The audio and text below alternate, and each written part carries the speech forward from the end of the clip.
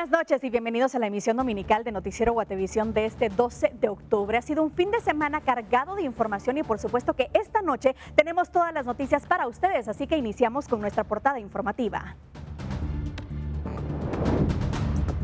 Al menos 20 pandilleros habrían escapado del penal de Fraijanes 2 hace un año sin que nadie lo notara. Un caso que revela posibles complicidades internas y pone en jaque la seguridad del sistema penitenciario. Fuga masiva en Fraijanes 2 desata crisis en el sistema penitenciario. Organizaciones y diferentes sectores exigen transparencia y castigo a los responsables. Ruta a El Salvador bajo alerta. Derrumbes continúan en el kilómetro 24.5 y autoridades instalan contenedores de emergencia para proteger a brigadistas mientras trabajos de limpieza avanzan lentamente.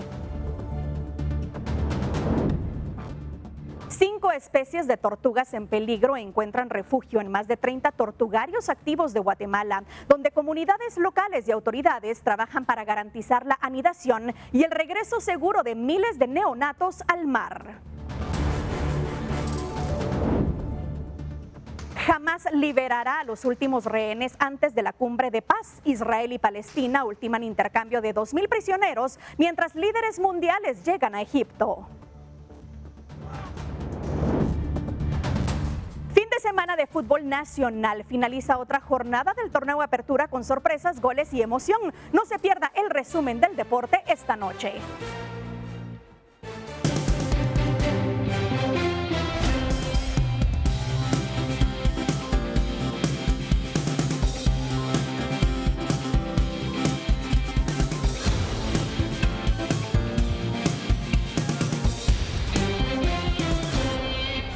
Gusto poder saber que nos elige para informarse de lo que ha sucedido este fin de semana en Guatemala y el mundo. Soy Paula Osaeta y junto a Doris Parada en la interpretación de lengua de señas les daremos a conocer esas noticias que han marcado la jornada, así que comenzamos. Y quiero contarle que la Dirección General del Sistema Penitenciario confirmó este domingo la evasión de al menos 20 pandilleros del centro carcelario Fraijanes 2. Los reclusos pudieron haberse escapado desde hace un año. En conferencia de prensa, el director general del sistema penitenciario, Ludin Astolfo Godínez, confirmó que al menos 20 reclusos condenados por diversos delitos evadieron los controles de la prisión Fraijanes 2 y se desconoce su paradero. Las primeras hipótesis señalan la posible participación de elementos penitenciarios. Durante este procedimiento y utilizando la tecnología biométrica, o sea, toma de huellas con dispositivos denominados ID5, se logró establecer de manera efectiva y fehaciente que 20 privados de libertad habían evadido los controles de seguridad y ya no se encuentran en Fraijanes 2. Es que podemos determinar que sí existió una colaboración interna, posiblemente por parte del personal que tiene la custodia y guarda de los privados de libertad de dicho centro. El director del sistema penitenciario explicó que desconocen la fecha exacta de cada fuga y cómo fue realizada, por lo que presentaron las denuncias correspondientes en el Ministerio Público. Actualmente permanecen 250 privados de libertad recluidos en Fraijanes 2. Las evasiones de los privados de libertad es lo que nosotros estamos estableciendo, pero se prevé que comenzaron desde un año anterior. La información sobre la fuga de los 20 pandilleros del barrio 18 de Fraijanes 2 estuvo marcada por un hermetismo total por parte de las autoridades del sistema penitenciario, que lejos de aclarar lo que realmente sucedió, terminó con declaraciones del director general manifestando que deja a discreción del presidente y el ministro de Gobernación su continuidad en el cargo. Con imágenes de José Chávez para Noticiero Guatevisión, Juan Pablo Garrido. Y al respecto, el subdirector de investigación de la Policía Nacional Civil expresó que se trabaja de manera coordinada para la recaptura de los más de 20 pandilleros del barrio 18 que burlaron los sistemas de seguridad de Fraijanes 2. Se inicia ya con los diferentes operativos de búsqueda y de localización de estos reos de libertad que se encuentran evadidos del centro carcelario con el fin de poder localizarlos y volverlos a detener. En este caso, comentarles que nuestro señor director general ha instruido a las diferentes unidades de la Policía Nacional Civil realizar diferentes operativos, asimismo fortalecer la seguridad alrededor de los centros carcelarios. Y la fuga de al menos 20 reclusos de la cárcel Fraijanes II ha desatado fuertes reacciones en diversos sectores del país. Distintas organizaciones ciudadanas de derechos humanos y políticas exigen una investigación transparente, responsabilidades a los funcionarios involucrados y una reforma profunda del sistema penitenciario. La fuga de 20 reclusos del barrio 18 de la cárcel Fraijanes II ha desatado una ola de pronunciamientos y exigencias de investigación. Diversas organizaciones sociales, el sector empresarial y legisladores demandan justicia ante lo que califican como una falla grave del sistema penitenciario. El Comité Coordinador de Asociaciones Agrícolas, Comerciales, Industriales y Financieras CACIF emitió un comunicado en el que exige certeza de castigo para los responsables, tanto internos como externos, y demanda que las autoridades actúen con prontitud y transparencia para restablecer el orden y la confianza en las instituciones. Por su parte, la diputada Sandra Jovel solicitó una investigación exhaustiva, así como la detención y procesamiento de los funcionarios o guardias que hayan colaborado con la fuga. Además, recordó que en su interpelación al ministro de Gobernación ya había advertido sobre las deficiencias en las cárceles de alta seguridad y los riesgos de corrupción interna. En tanto, el diputado oficialista David Illescas exigió al ministro Francisco Jiménez que se pronuncie de manera clara y asuma la responsabilidad política del caso. Aseguró que, aunque pertenece al partido del presidente Bernardo Arévalo, no puede permitirse impunidad en un hecho que afecta directamente a la seguridad ciudadana. La fiscal general del Ministerio Público, Consuelo Porras, también se pronunció, afirmando que este hecho evidencia fallas graves en los mecanismos de control del ente responsable. Además, informó que desde el momento que se tuvo conocimiento del caso se iniciaron las investigaciones. Diversas organizaciones de derechos humanos y observatorios ciudadanos se sumaron a los pronunciamientos, insistiendo que la fuga evidencia fallos estructurales, posible colusión de personal penitenciario y de urgencia una reforma profunda en el sistema de reclusión. Para Noticiero Guatevisión reportó Oscar Vázquez.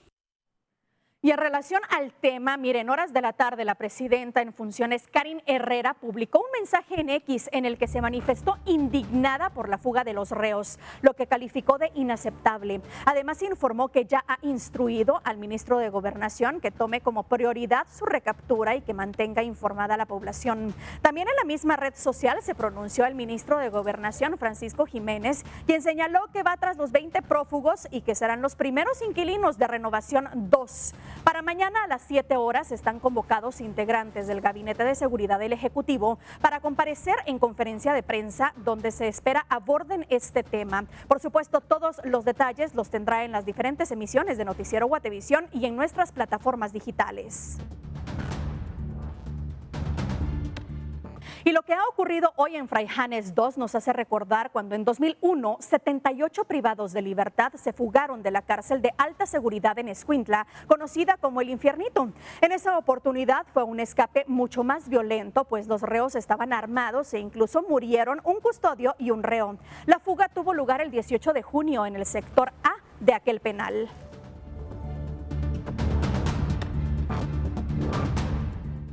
Y ahora le cuento que en el centro carcelario de Izabal, las autoridades realizaron una requisa en la que localizaron droga, bocinas y cableado de internet utilizado de manera ilegal por los reclusos. Según el sistema penitenciario, el operativo buscaba recuperar el control del penal y detectar objetos prohibidos que los privados de libertad utilizaban para comunicarse y escuchar música. Los hallazgos fueron puestos a disposición del Ministerio Público para las investigaciones correspondientes.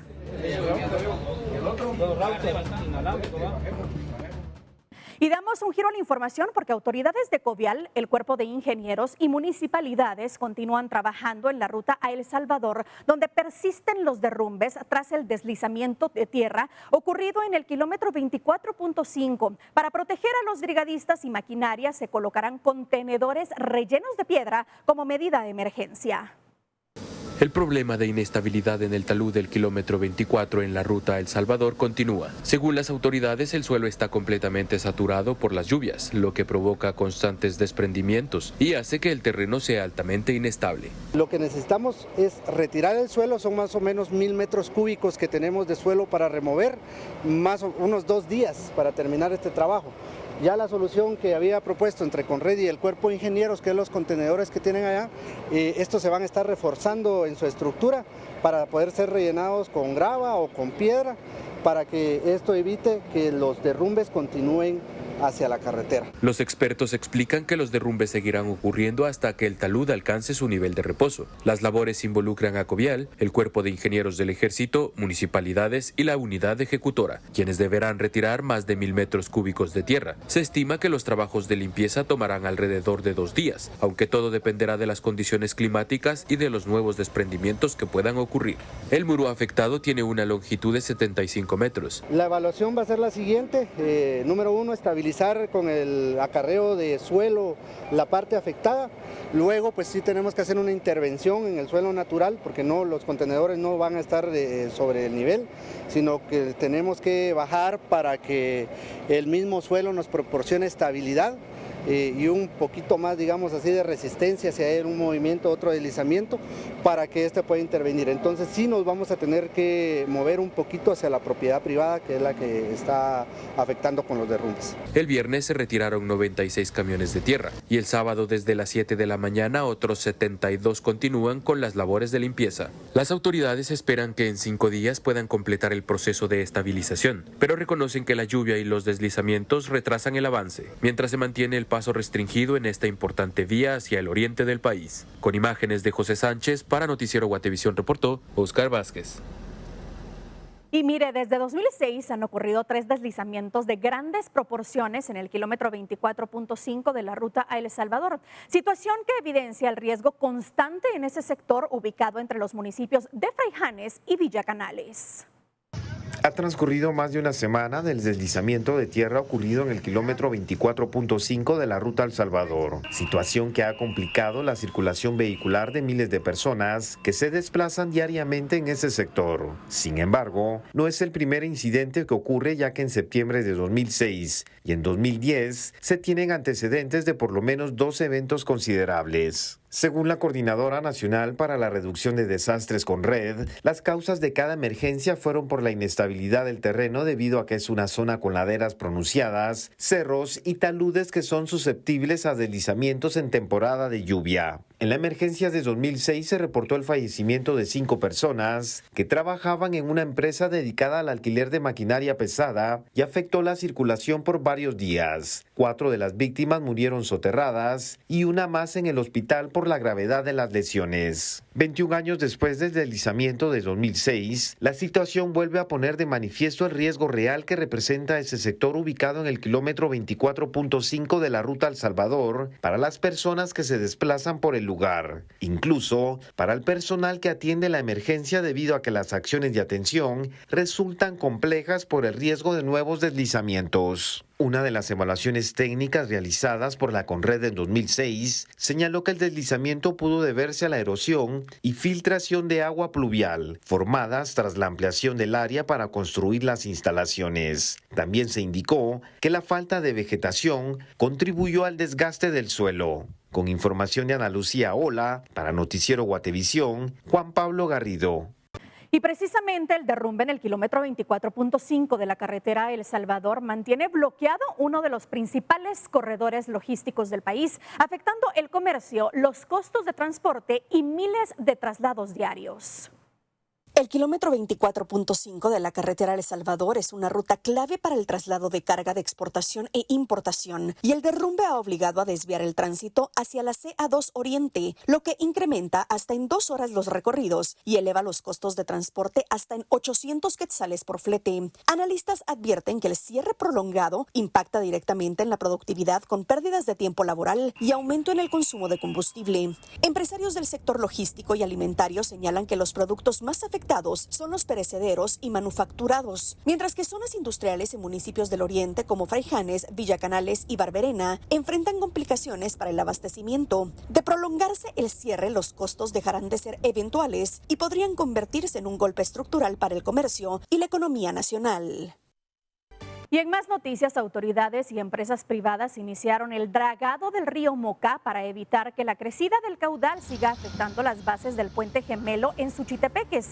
La agroindustria de la costa sur, a través de Agroamérica y el grupo Jame, aportó maquinaria pesada para reencauzar el río y proteger la estructura que aún se mantiene en pie tras el colapso del puente Moca el pasado 9 de agosto. Según las autoridades, ya se planifica la instalación de un puente modular provisional para restablecer el paso vehicular mientras se prepara la construcción de un nuevo puente en esta importante vía de comunicación.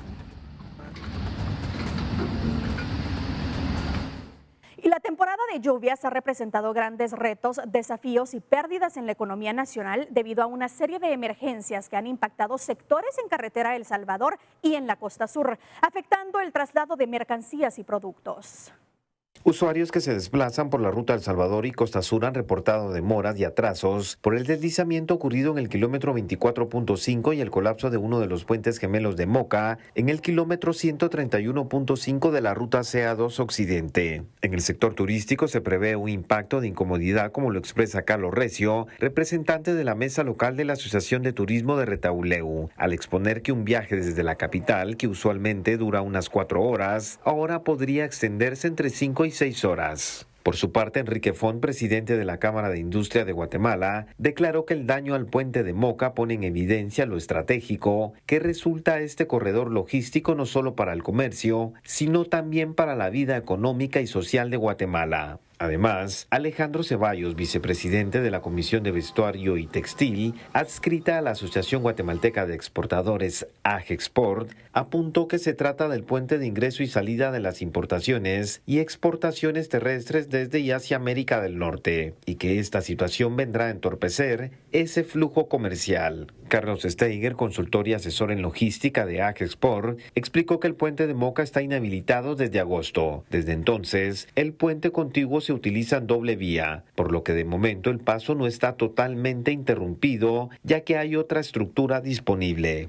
Para Arlindo Herrera, director de la Gremial de Logística de Guatemala, el deslizamiento de la ruta El Salvador, que conecta el oriente con el centro del país, integrando actividades productivas, comerciales y de servicios, por lo que el impacto se extiende a zonas residenciales e industriales clave en municipios como Villacanales, Fraijanes, Santa Catarina Pinula y San José Pinula, lo que provoca interrupciones por el cierre del paso vehicular que dificultan la entrega oportuna de materias primas, insumos y bienes de consumo.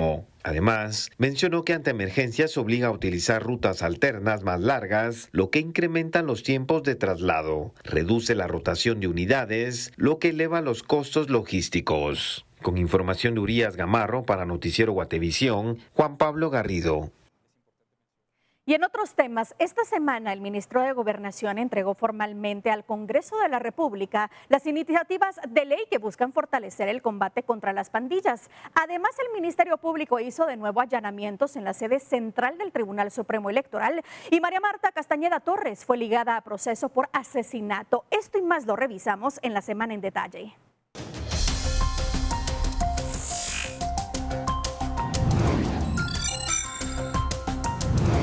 Como parte de la estrategia del gobierno para combatir a las pandillas en el país, el presidente Bernardo Arévalo anunció la propuesta de 2 iniciativas de ley orientadas a fortalecer las acciones contra estos grupos delictivos. Una de ellas es la denominada Ley Antipandillas, elaborada por el Ministerio de Gobernación y presentada junto con su titular Francisco Jiménez, así como con autoridades del sistema penitenciario y de la Policía Nacional Civil. El mandatario destacó que uno de los principales objetivos de la iniciativa es fortalecer el sistema penitenciario y devolver al Estado el control total de los centros de detención. La propuesta contempla el endurecimiento de las penas por los delitos de extorsión y usura, la restricción de beneficios en los centros carcelarios y la construcción de una prisión de máxima seguridad para recluir exclusivamente a integrantes de estructuras criminales. El miércoles, el ministro de Gobernación, Francisco Jiménez, entregó formalmente al Congreso de la República las iniciativas de ley que buscan fortalecer el combate contra las pandillas y las estructuras criminales en el país.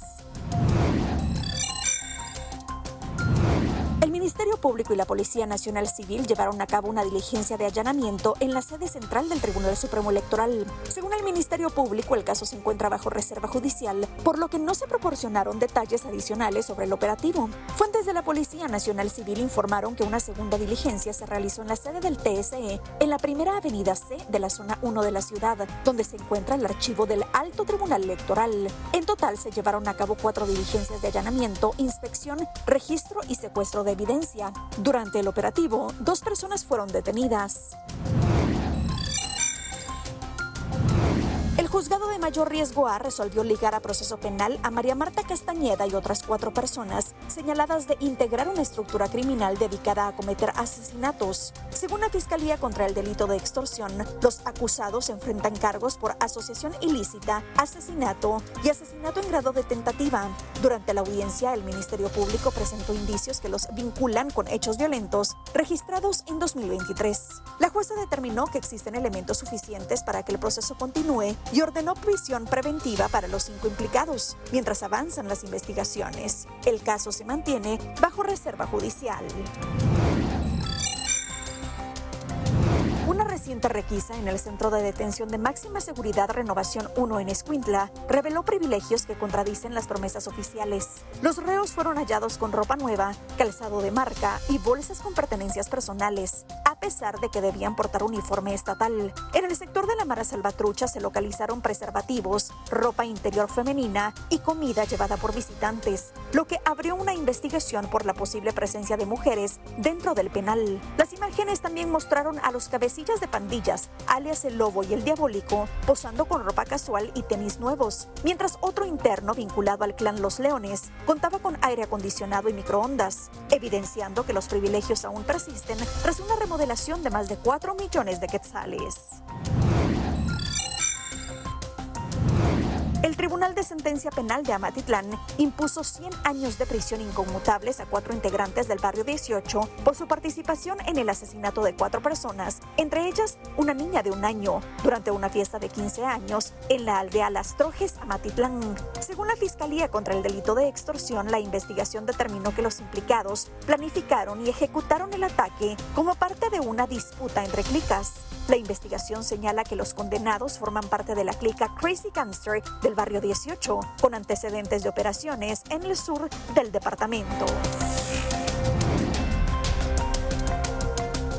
Gracias por continuar con nosotros. Tenemos más información. Hoy vence el plazo para que los magistrados de la Corte Suprema de Justicia elijan a su nuevo presidente, un proceso que genera expectativa en el Poder Judicial y, por supuesto, en la opinión pública. Vamos con Óscar Vázquez, quien se encuentra en la sede del organismo judicial y nos cuenta lo que está sucediendo en el lugar. Óscar, buenas noches, adelante.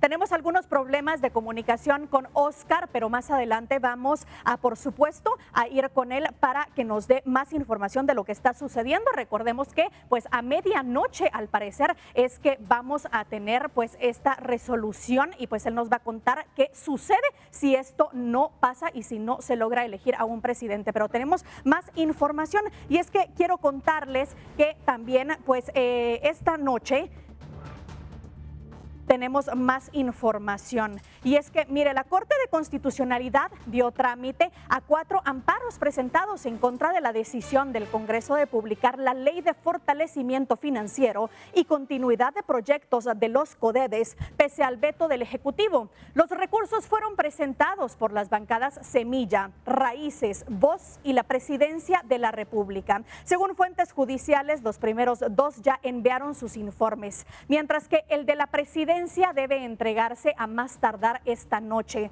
Tras recibir los documentos, corresponderá a la presidencia de la CC programar la discusión ante el Pleno. Los diputados oficialistas señalan que el legislativo violó el procedimiento constitucional al ignorar el veto, mientras que desde el partido Semilla calificaron la actuación como inconstitucional y sectores sociales advierten que la ley abre espacio para el uso discrecional de los fondos públicos.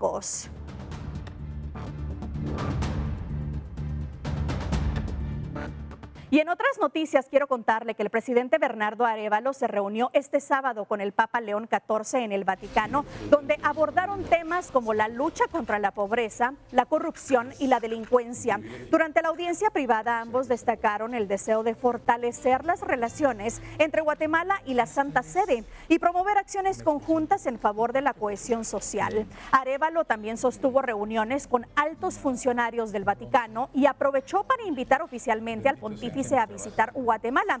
Invitación que, según informó, fue recibida con interés. El mandatario obsequió al Papa artesanías guatemaltecas y miniaturas de pasos procesionales, resaltando el valor cultural y espiritual del país.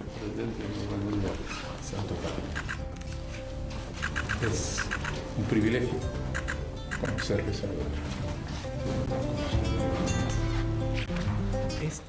Y como le contaba anteriormente, hoy vence el plazo para que los magistrados de la Corte Suprema de Justicia elijan a su nuevo presidente. Por supuesto que en el organismo judicial está nuestro compañero Óscar Vázquez, quien tiene toda la información de lo que sucede esta noche. Óscar, adelante, ahora sí te escuchamos. Muchas gracias, buenas noches. Tal y como lo mencionábamos y tú lo has mencionado, nosotros nos encontramos acá en el organismo judicial a la espera de que se elija al próximo presidente de la Corte Suprema de Justicia. Es importante mencionar que el plazo que otorgó a Teódulo Cifuentes, actual presidente de este organismo, vence hoy a las 23:59 horas. Los magistrados se encuentran, pues precisamente los 13, hoy sí están convocados los 13 y los 13 están reunidos, pues mencionan de que pues están recolectando ya información. Nos mencionaron también de que hasta el momento no se han presentado postulaciones. Importante mencionar que la convocatoria inició el pasado jueves 9 de octubre, pero la misma se disolvió porque uno de los magistrados titulares no asistió al pleno, presentando una constancia médica como excusa. El viernes 10 de octubre también se convocó a una nueva sesión plenaria extraordinaria, sin embargo el horario no estaba definido. Importante mencionar que a esa plenaria también asistieron solo 12 magistrados. El Departamento de Comunicación Social en su momento explicó que uno de los magistrados presentó, como les mencionaba, una excusa médica. Sin embargo, hoy a las 6 de la tarde han sido convocados los 13 magistrados y, como les vuelvo a mencionar, los 13 en este momento están reunidos. Se había convocado a las 6 de la tarde, sin embargo, empezó aproximadamente la sesión a las 6:30. Hasta el momento nosotros estamos acá a la espera, esperando, valga la redundancia, a que ellos pues tengan opciones para poder elegir al nuevo presidente de este órgano. Óscar, ya nos comentabas de que pues el plazo vence a medianoche. ¿Qué pasa si no se elige a esa hora al presidente del OJ? Tal y como ocurrió el año pasado, antes de la elección de Teódulo Cifuentes, quien asumiría esta ocasión sería el vocal primero, en este caso el magistrado Lucero Paz. De no ser electo, ¿verdad? Perfecto, Óscar. Muchísimas gracias por tu reporte desde el organismo judicial. Por supuesto que cualquier actualización estaremos pendientes de tu información y nos estaremos pues enlazando contigo para que nos des esa actualización y que podamos pues conocer si hoy se elige a este presidente de la Corte Suprema de Justicia. Muchísimas gracias, Óscar. Y ahora es momento de continuar con información internacional.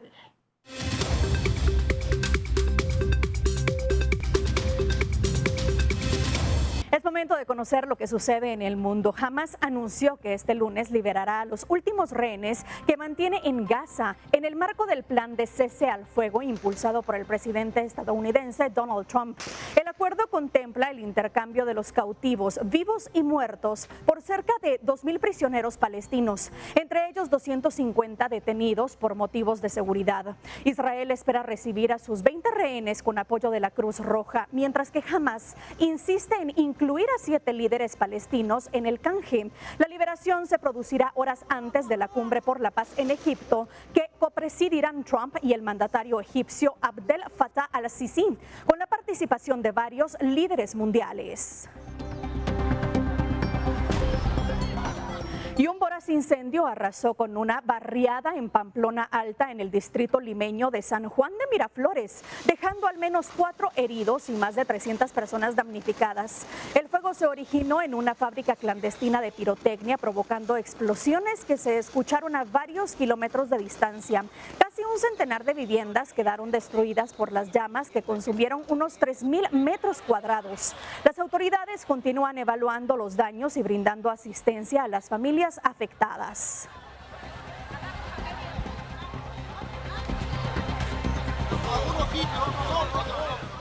Y le cuento cuento que 5 personas resultaron heridas luego de que un helicóptero se desplomara este sábado en una zona concurrida de Huntington Beach, California.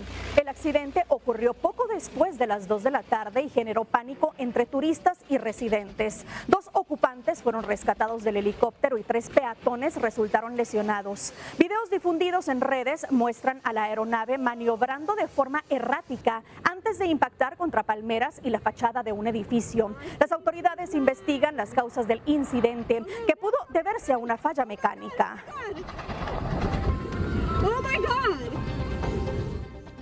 Y una fuerte explosión durante una feria de ciencias en Pergamino, Argentina, dejó varios heridos y mantiene en grave estado a una niña de 10 años, quien fue trasladada en helicóptero al Hospital Garrahan en Buenos Aires. La menor fue operada de urgencia por quemaduras y heridas en el rostro causadas por esquirlas metálicas y su pronóstico es reservado. El estallido ocurrió mientras se realizaba un experimento que utilizaba materiales inflamables. La justicia investiga posibles negligencias en la manipulación de los compuestos que provocaron la detonación. No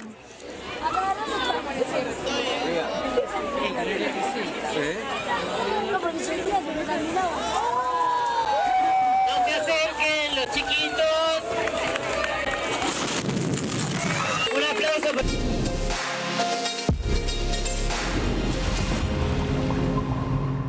Guatemala es hoy un punto vital en el mapa mundial de conservación marina. Sus playas del Pacífico y el Caribe son refugio de 5 especies de tortugas marinas que llegan cada año a anidar y descansar. Con más de 30 tortugarios activos y la participación de comunidades locales, el país impulsa acciones que equilibran la protección de estas especies con el sustento de las familias costeras.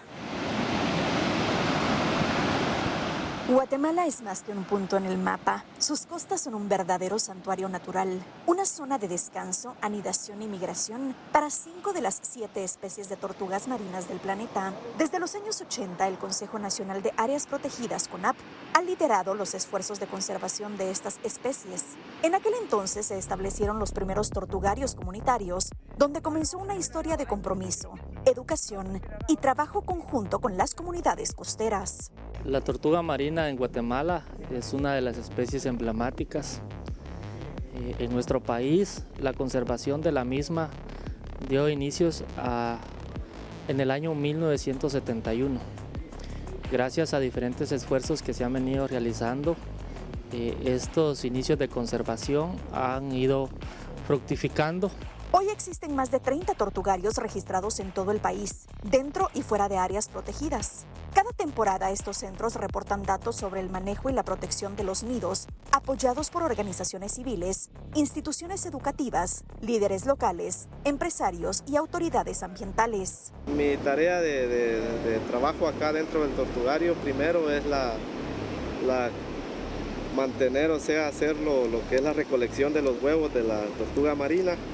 Luego pues proceder a lo que es la incubación, mantener el cuidado siempre adecuado, que el tortugario se mantenga limpio, el área de incubación de los huevos, y a la hora de que estos nazcan, pues procedemos a la liberación de los neonatos. Para coordinar estas acciones, el CONAP creó en 2002 la Estrategia Nacional de Manejo y Conservación de Tortugas Marinas y un año después, Guatemala se suscribió a la Convención Interamericana para la Protección y Conservación de Tortugas Marinas. Una medida clave fue la implementación de la cuota de conservación, un mecanismo que permite que las comunidades costeras recolecten una parte limitada de huevos de tortuga parlama, específicamente un 20%, para consumo, mientras el 80% restante se destina a conservación. Esta estrategia busca equilibrar la protección de la especie con la subsistencia económica de las familias locales.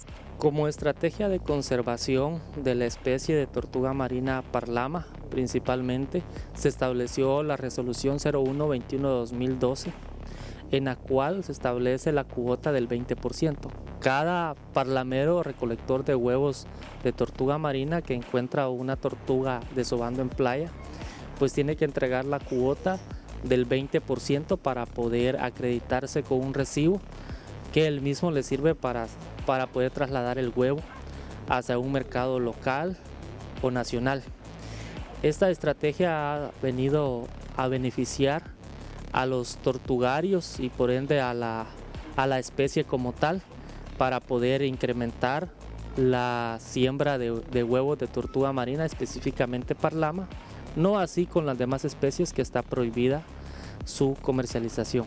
Guatemala cuenta con 255 kilómetros de costa en el Pacífico y 148 en el Caribe, donde anidan especies como la parlama, la baule, la verde, la carey y la caguama. Cada una tiene su temporada de llegada, desde febrero hasta noviembre. Las playas del país se convierten en el escenario de uno de los espectáculos más impresionantes de la naturaleza. Estas especies se distribuyen en el litoral pacífico. De las mismas, la que tiene mayor abundancia es la tortuga marina parlama, y esta pues desova en todo el Pacífico de Guatemala, a excepción de las especies que les menciono, que la afluencia es muy poca, como lo es la tortuga baule y la tortuga verde. Los tortugarios cumplen un papel esencial no solo en la producción de estas especies, sino también en la educación ambiental, la investigación y el turismo sostenible. En el litoral suroriente, especialmente en Jutiapa y Santa Rosa, el CONAP impulsa acciones permanentes de control, capacitación y vigilancia. Una de las iniciativas más destacadas es el Rally Parlama, un proyecto que promueve la donación de huevos de tortuga marina mediante actividades comunitarias y premiaciones, con el apoyo de aliados nacionales e internacionales como ARCAS, SECON, INAV, MAGA y MARN y diversas organizaciones locales y extranjeras. En cada temporada, miles de pequeñas tortugas logran llegar al mar gracias al esfuerzo de quienes han hecho de la conservación una causa compartida. Guatemala, con sus playas y comunidades comprometidas, sigue siendo un punto clave en el mapa mundial para la protección de las tortugas marinas y la salud de los océanos.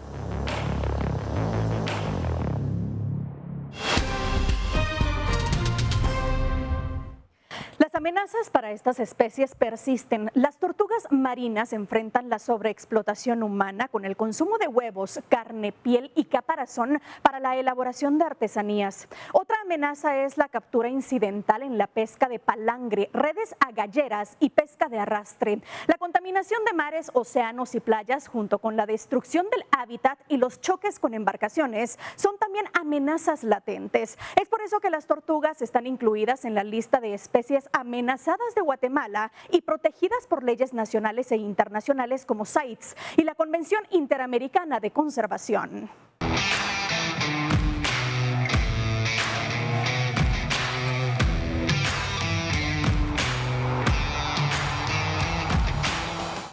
Ya estamos de regreso y lo hacemos con información deportiva. Finaliza una jornada decisiva en la Liga Nacional de Guatemala. Los equipos comienzan a marcar diferencias en la tabla. Municipal se mantiene firme en el liderato. Mixco golea y Antigua cumple con lo esperado, mientras otros clubes siguen sin levantar en la recta final del torneo. Finaliza una jornada más en la Liga Nacional de Guatemala. Los equipos comienzan a marcar diferencias en la tabla general, mientras otro sigue sin poder sumar puntos importantes en la recta final del torneo. La fecha inició con el encuentro entre Mictlán y Xelajú MC, donde los conejos hicieron respetar su casa y se impusieron 2-1 sobre los chivos. Por la noche, Antigua GFC cumplió con lo esperado y venció por la mínima diferencia a Deportivo Achuapa, que buscaba generar peligro como visitante, pero no logró concretar. Los coloniales se llevaron una victoria 1-0. El duelo entre Municipal y Cobán Imperial, suspendido el sábado por tormenta, se reanudó el domingo. Los rojos demostraron nuevamente por qué son firmes candidatos al título, imponiéndose 3-1 ante los Príncipes Azules. A pesar de contar con bajas por convocatoria a selección nacional, Municipal mostró carácter y mantiene su liderazgo en la parte alta de la tabla. Por su parte, Deportivo Mixco fue una verdadera aplanadora y goleó 4-1 a Malacateco, ratificando su fortaleza como local. Finalmente, Comunicaciones y Guastatoya protagonizaron un duelo cerrado entre equipos que buscaban recuperar confianza. El encuentro terminó con un empate sin goles. Así concluye una jornada más de nuestra Liga Nacional, que se acerca a su fase decisiva. Para Noticiero Guatevisión, reportó Kevin Gordillo. Y en el fútbol internacional, durante este fin de semana en Europa se jugaron las eliminatorias mundialistas. Repasemos los resultados de algunos de los partidos más destacados. España derrotó 2-0 a Georgia con goles de Jeremy Pino y Michael Oyarzábal. En el encuentro destacó la ausencia de Lamine Yamal por molestias musculares. Portugal venció por la mínima a Irlanda con gol de Rubén Neves, mientras que Cristiano Ronaldo falló un penal y no pudo anotar el gol con el que le hubiera arrebatado al Pescado Ruiz el récord de máximo anotador en eliminatorias mundialistas. Por su parte, Italia derrotó de visita a Estonia 3-1 y Países Bajos goleó a Finlandia como local 4-0.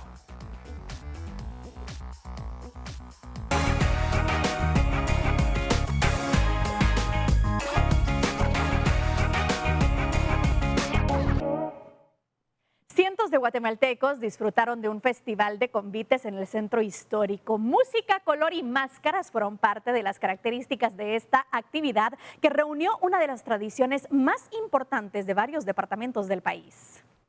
El encuentro de conviteros se desarrolló sobre el Paseo de la Sexta para celebrar una de las actividades culturales más ricas y antiguas del país, en la cual se entrelazan la tradición oral y religiosidad. Entre los participantes, destacó el convite centenario del 17 de agosto de la Hermandad de Santa Elena de la Cruz Quiché, declarado como Patrimonio Cultural Intangible de la Nación.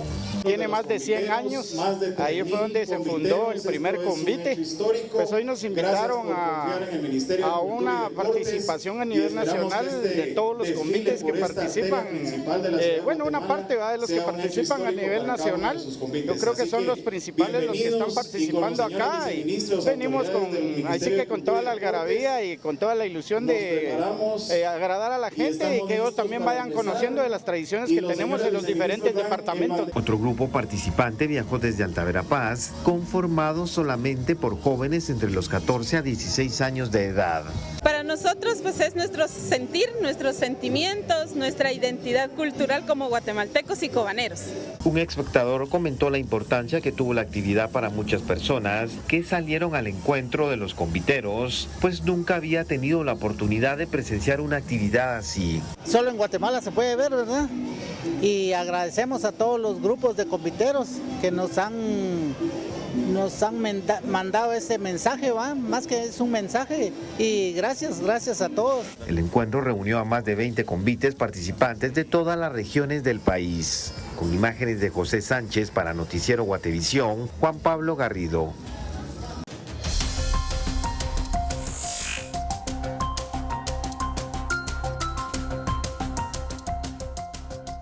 Es momento de conocer las noticias que marcarán la agenda de la próxima semana. Para eso nos enlazamos nuevamente con Óscar Vázquez, quien ya está de vuelta en nuestra sala de redacción y tiene los detalles. Óscar, buenas noches, adelante.